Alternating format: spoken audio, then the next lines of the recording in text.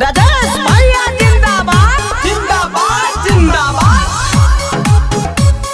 राजेश भैया जिंदाबाद जिंदाबाद जिंदाबाद। हमारा नेता कैसा हो राजेश भैया जैसा हो। हमारा नेता कैसा हो राजेश भैया जैसा हो। चारों ओर गुजत न हुआ बाहो, छात्र संघ के आइल चुन हुआ बाहो।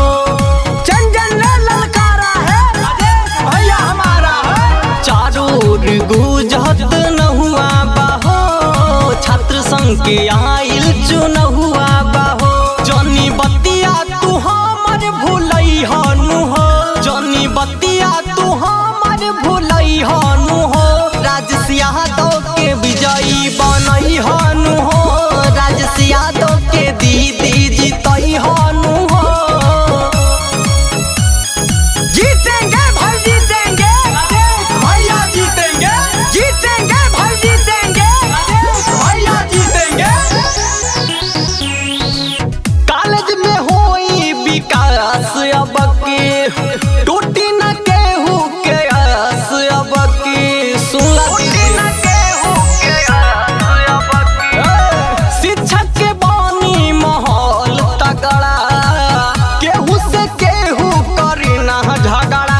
हाथ मिल जुल साभे बटई हनु हो, हाथ मिल जुल साभे बटई हनु हो। राजेश यादव के दीदी जीतई हनु हो, राजेश यादव के भैया जीतई हनु हो। राजेश भैया जिंदाबाद जिंदाबाद जिंदाबाद। राजेश भैया जिंदाबाद जिंदाबाद जिंदाबाद। हमारा नेता कैसा हो राजेश भैया जैसा हो। हमारा नेता कैसा हो राजेश भैया जैसा हो। कर तू मिलके सपोर्ट भैया, अपन तू देके एगो वोट भैया, अपन तू देके एगो वोट भैया।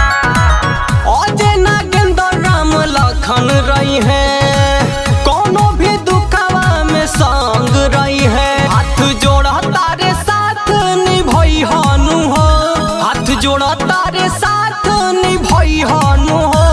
राजेश यादव के दीदी जीतई हनु हो, राजेश यादव के भैया जीतई हनु हो।